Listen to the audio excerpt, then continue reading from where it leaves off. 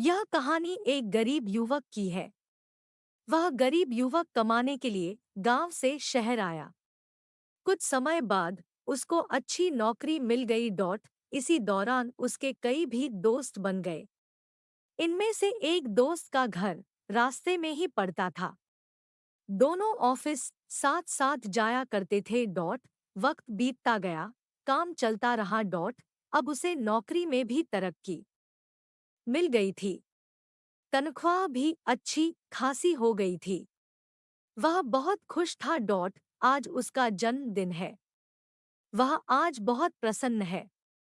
Office में लोगों ने जन्मदिन की बधाइयां दी। शाम को ऑफिस से छूटते ही अपने दोस्तों को साथ ले शहर के बड़े होटल में जबरदस्त पार्टी की पार्टी समाप्त होते ही सारे अपने अपने घर चले गए। वह गरीब युवक यहाँ आकर इतना घुल मिल गया कि उसे आपने लोकी भाई बहन का जरा भी ख्याल नहीं आया।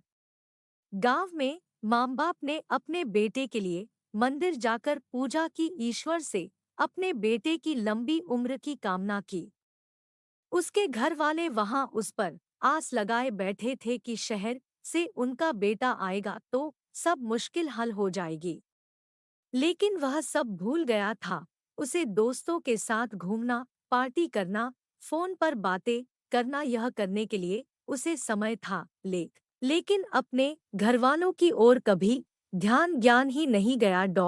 पैसों से घर खरीदा, कार खरीदी, एक बार भी अपने घर वालों को बुलाना उसने जरूरी नहीं समझा। ऐशो आराम की सारी चीजें खरीदी, सब कुछ पा लिया। एक दिन वह अचानक बीमार हुआ, अस्पताल में भर्ती हुआ। रात हुई दवाइयां लेने के बाद डॉक्टर ने उसे आराम करने को कहा। जब वह सोया तो गहरी नींद में चिल्लाने लगा, माँ बाबा, माँ बाबा, माँ बाबा। रात भर यही चलता रहा। डॉक्टर ने दवाइयां दी लेकिन असर नहीं हो रहा था। आखिर में सुबह डॉक्टर ने उसके घर संदेश भिजवाया कि उनका बेटा बीमार है और यहाँ हॉस्पिटल में भर्ती है।